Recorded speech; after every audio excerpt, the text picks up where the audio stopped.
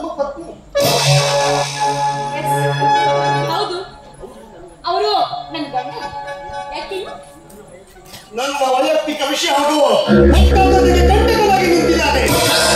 ಹೋಗ್ಲಿ ಬಿಡಿ, ಅದು ಅವ್ರ ಡ್ಯೂಟಿ. ಆದ್ರೆ ನೀನು ಪೊಲೀಸ್ ಅಧಿಕಾರಿಯ ಮಂದಾರಿಕೆ. ನಿನಗೂ ಗಂಡನ ಜೊತೆ 100 ವರ್ಷ ಬದುಕಿ ಬಾಳಲಿಕ್ಕೆ ಆಸೆ ಇದ್ದೇ ಇರುತ್ತೆ ತಾನೆ? ಅದು ಪ್ರತಿಯೊಬ್ಬ ಪತ್ನಿಯರ ಹಕ್ಕು ತಾನೆ. ಸರಿ, ಅದನ್ನೇ ಹಾಗೆ ನನ್ನ ಗಂಡ ಹತ್ರ ಅದೇನ್ ವಿಷಯ ಅಂತ ಹೇಳಿ ಅವ್ರು ಬಂದ ನಂತರ ಎಲ್ಲರೂ ವಿವರವಾಗಿ ಹೇಳ್ತೀನಿ. ನೀನು ಏನೇ ಹೇಳಿದ್ರು ಅವನ ಮನಸ್ಸಿನ ಭಾವನೆ ಯಾವತ್ತೂ ಕರಗಲಾರದು. ಸರಿ, ಹಾಗೆ ನಾನು ಬರ್ತೀನಿ. ಅಷ್ಟೇ. ನೀನು ಮಾತನಾಡ್ತಾ ಇದ್ರೆ ಅದೇ ನನಗೆ ಸುಂದರ. ನಿನ್ ಜೊತೆ ಮಾತಾಡ್ತಾ ಇದ್ರೆ ಅದು ನಿನಗೆ ಗಂಡ ಅಂತ ಮೊದಲೇ ವಿಷಯ ತಿಳ್ಕೊಂಡ್ಬಿಟ್ಟಿದ್ದಿ. You are a great. ನಾನು ಯಾರು ಗೊತ್ತೇನೋ? Simple question.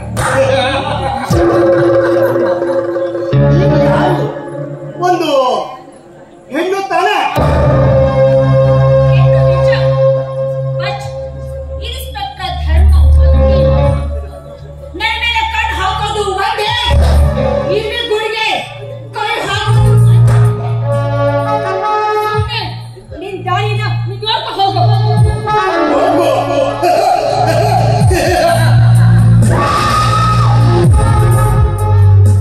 ಹೋಗುವ ದಾರಿಯಲ್ಲಿ ಅಂಬೆ ಅಂಬೆ ಅಂತ ಹುಡುಗಿ ಸಿಕ್ಕಿರುವಾಗ ಬಿಟ್ಟು ಹೋಗಲು ಸಾಧ್ಯವೇ? ಮರದಲ್ಲಿ ಮಾವಿನ ಹಣ್ಣು ಕಂಡಾಗ್ಲೇ ಕಲ್ಲು ಹೊಡೆದು ತಿನ್ಬೇಕು. ಹಾಗೆ ದಾರಿಯಲ್ಲಿ ರಸ ತುಂಬಿದ ಹೆಣ್ಣು ಸಿಕ್ಕಿದಾಗ್ಲೇ ಮುಟ್ಟಿ ಮುಟ್ಟಿ ದಕ್ಕಿಸ್ಕೊಳ್ಬೇಕು. ಬಾರೆ.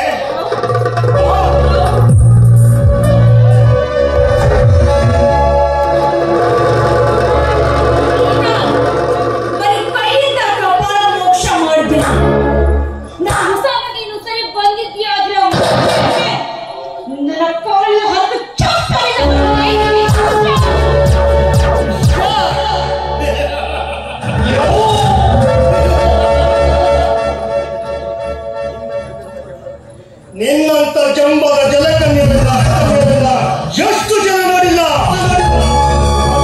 ಅಂದಗಾಕಿನ ಅಂದವನ್ನ ನನ್ನ ಬಂದಂತೆ ಹೇಳಿದ್ದೀನಿ. ನಾನು ಕಣ್ಣು ಹೊಡೆದ ಹೆಣ್ಣನ್ನೇ ಕೆಳಗೆ ಬಾರಿಸಿದ ಹೆಣ್ಣೆ ನಾನು ಹುಟ್ಟಿದೆ.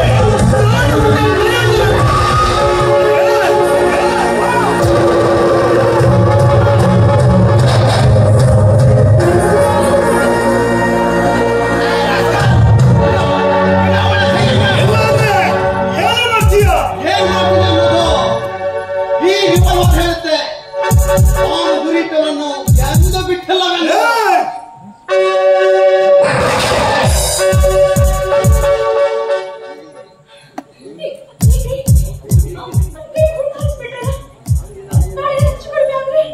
ನಾಳೆ ಎಂಬ ಮಾತಿಗೆ ತಲೆ ಕೆಡಿಸಿಕೊಳ್ಳಲ್ಲ. ಈ ಸಮಾಜದ ಘಾತಕರನ್ನು ಅನ್ಯಾಯದ ಅತ್ಯಾಚಾರಗಳ ಹೆಣಮುರಿ ಕಟ್ಟಿ ಜೈಲಿಗೆ ಕಟ್ಟುವುದೇ ಈ ಕ್ರಿಮಿನಲ್ ಮೇಲೆ ಎಂದೋ ಕಣ್ಣು ಇಟ್ಟಿದ್ದೆ. ನನ್ನ ರಾಜಕೀಯ ಬೆಂಬಲಿತ ಬಿಂದಾಸಾಗಿ ಬೇಕಿರುವ ಇಂಥ ರೌಡಿಗಳ ಅಂತರ್ಜಾಲವನ್ನು ಬೇರೆ ಸೈಡ್ ಕಿತ್ತಾಕಿ ಸುಟ್ಟಾರೆ ನನ್ನ ಮನಸ್ಸಿಗೆ ಶಾಂತಿ. ಅಂದ ಹಾಗೆ ಮೊನ್ನೆಯ ದಿನ ನಿಮ್ಮ ತವರು ಮನೆಯಲ್ಲಿ ನಡೆಯಬಾರದ ಘಟನೆ ಒಂದು ನಡೆದು ಹೋಯ್ತಂತೆ. ಅದೇ ವಿಷಯವಾಗಿ ಈಗ ತಿಳ್ಕೊಂಡು ಬರೋಣ ಅಂತ ನಾನು ಮನೆ ಕಡೆ ಹೊರಟಿದ್ದೆ. ಅದೇ ದಾರಿ ಕಳ್ತನ ಎದುರೋಗ್ಬಿಡ್ತಲ್ಲ, ಇಷ್ಟು ನಡೆದು ಹೋಗ್ಬಿಡ್ತು ನೋಡಿ. ಸರಿಯಾದ ಸಮಯಕ್ಕೆ ನೀವು ಬಂದು ಆ ಪಾಪಿಯಿಂದ ಈ ಮಡದೆ ಮಾನವೇಳ ಕಾಪಾಡಿದ್ರಿ. ಸರಿ, ಮೊದಲು ನಾವು ಮನೆ ಹೋಗಿ ಏನಾಗಿದೆ ಅಂತ ವಿಷಯ ತಿಳಿದುಕೊಂಡು ಸರಿನಾ?